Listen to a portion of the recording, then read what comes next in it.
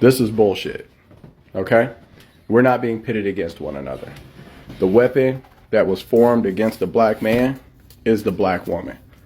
There's no person who has done more to detract from the black male image than black women. And your response is part of the reason that's true.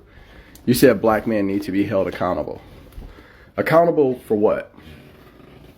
Accountable for what?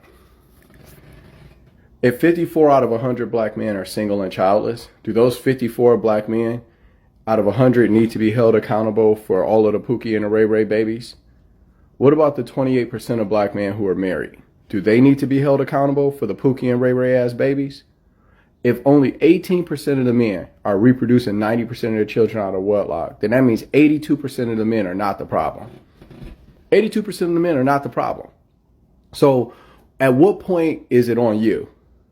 At what point do you need to take accountability? At what point do you need to be talking to these baby mamas out here? At what point do you need to take accountability? At what point can we have a conversation about your side of this shit? When can we do that? Because we've been having a conversation on stage in front of the world for the last 60 years about us. So at what point can we talk about the single, independent baby mama that doesn't need a man?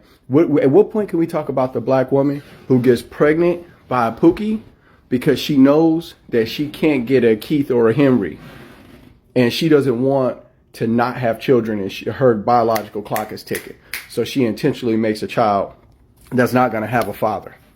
At what point do we talk about her? At what point do we talk about the Sharkeisha that's in the hood who goes and has a baby by some dude that she know ain't shit?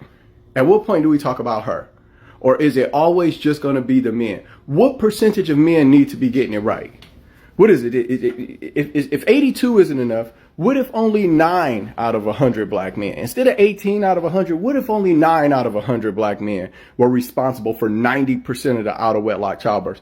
At what point are you responsible for who you pick? If I went to a strip club and I was beating up strippers raw and one of them got pregnant and then she turned out to be a shitty mother, could I make an argument that women need to be held accountable for that?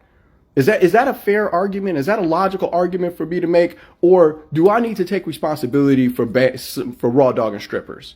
At what point do you take accountability for picking men who are not asking you to be wives, who are not asking for children, who don't have steady work, who haven't accomplished anything in their lives, who have children by other women that they're not taking care of? At what point do we talk about that accountability? Because we're sick of this.